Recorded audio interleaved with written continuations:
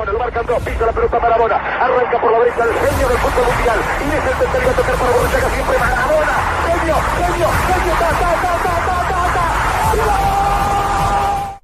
Greetings, football lovers. Welcome to Ball Chat at the 2022 World Cup, where we continue to look at the teams at the FIFA World Cup 2022, Qatar FIFA World Cup 2022. My name is Benton, and today's episode we're going to focus on La Roja, the red, the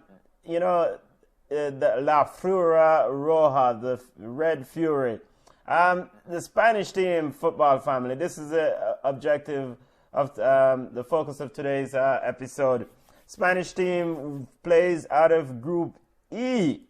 Let's take a look at the teams that are in Group E. Spain will compete against Costa Rica, Germany, and Japan. Big group. Big group. Big group. A lot of heavy hitters in this group. As for the Spanish schedule, they'll kick off their World Cup on November 23rd, Wednesday, November 23rd against Costa Rica. Then on the 27th, they will play Germany, and they will wrap up their play against Japan on December 1st. Now, the expectation for the Spanish team, I suspect, is to get out of this group. I'm not sure what Coach Luis Enrique's plan or strategy for this tournament. The objective, of course, is to always win the tournament, but I don't necessarily think Spain has the talent, the players to win the tournament. They can make a big run, but there's question mark around player like Ansu Fati.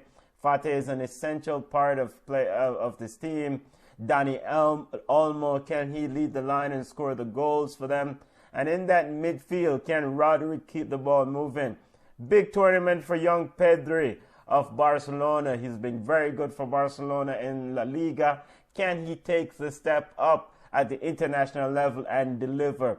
No Sergio Ramos, none of those linchpin leaders in the Spanish team of old. So we will see. I expect them to make it out of the group. I expect Spain to make it out of the group without a doubt. There's no question. I expect them to make it out of the group.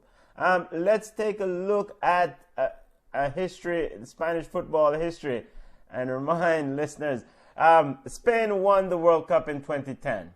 And, they've qualified for every World Cup since 1978. Prior to that, it was kind of a few World Cups there, starting from 1930. But they've qualified for every World Cup since 1978. And that is quite impressive. And in 2010, they won the FIFA World Cup, their only title under coach, led by coach Vicente del Bosque. My best and probably the greatest Spanish player to have laced them up, this is quite debatable, but I'm going to go with Alfredo Di Stefano, who played for Argentina and played for Colombia also, but he represented Spain for a while, scored, 23 goals in 26 appearances for Spain. But of course, you have the likes of Andres Iniesta,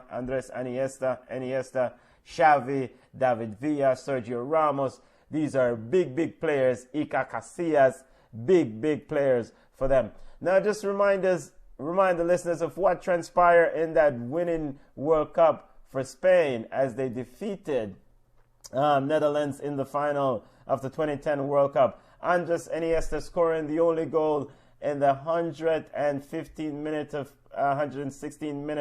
And this was huge for Spain. This is a golden generation of players. I mean, these players have done massive things at their club level, and, there was this expectation that they were going to win the World Cup, but the pressure was mounting on this outfit, and so for them to deliver, Andres Iniesta scoring that goal in the 116th minute.